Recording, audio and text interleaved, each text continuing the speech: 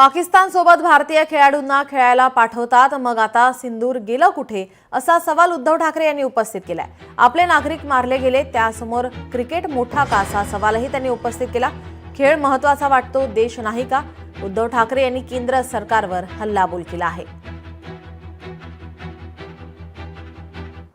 पाकिस्तान बरोबर तुम्ही क्रिकेट खेळायला परवानगी देताय?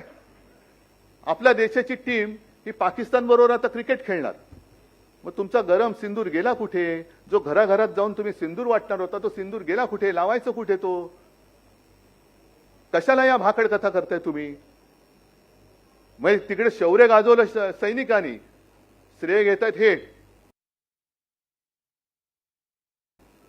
पण त्यावेळेला जी दुसरी माहिती आली की त्या पाकिस्तानी जो प्रतिकार केला त्या प्रतिकारामध्ये त्याच्यासोबत चीन सुद्धा होता। मग पाकिस्तान शत्रू आहे की नाही?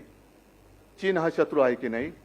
कारण पाकिस्तान बरोबर तुम्ही क्रिकेट खेळायला जाताय, चीनमध्ये तर आता मोदी आणि डोल वगैरे जाऊन येत आहेत। मग नक्की आम्ही नागरिकांनी काय करायचं? पाकिस्तानचा निषेध करायचा, चीनचा निषेध करायचा?